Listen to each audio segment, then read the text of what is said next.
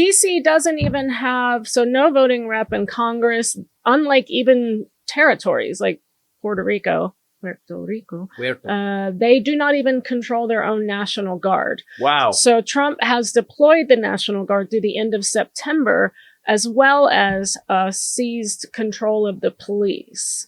So the lack of full self-governance for DC has, I guess, this has been a tool for Congress and president to exert political power over a population. Are you ready for the most important part? Yep. That has been majority Black for the last century. Mm-hmm. Oh, of course. So the white people in charge don't want to let all the Black people have basically a majority stake, because that would actually, because then they have to give them representation in Congress, and that means that adds 5 to 10 more seats, or 900,000 people. With, let's say, what, I don't know how many seats would that be for the district. How many people? How many seats in Congress would that give them in the House? Couple, 3, 4. I wasn't listening. Let's. Welcome to my marriage. Reading. This is awful. So would they get 3? Let's say they got 3 seats. Well, that would actually bump it over.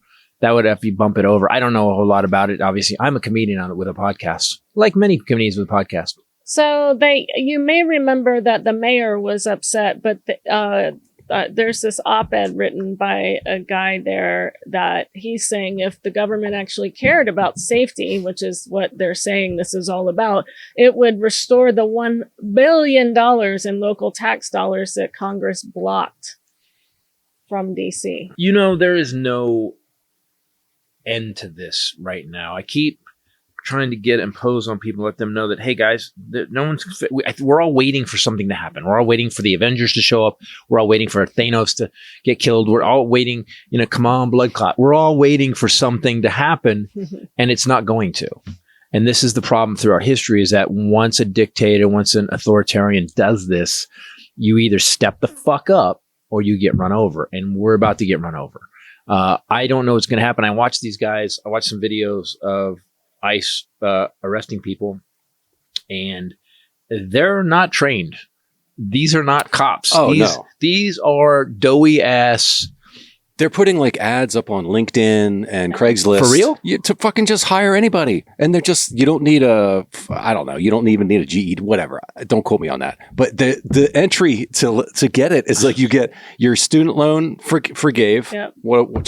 You get an extra like 50,000 bonus. You get like 6-figure, like you could just be like a weekend warrior. I think we're all very saved now that Dean Cain is going to be a member of ICE. Yeah. Oh, speaking of that, his name's Tanaka. Is completely unrelated, but yes, he's actually a child of immigrants. Superman. We were on a flight home with Lou Ferrigno. We sat right next to Lou Ferrigno. Yeah, in front of him.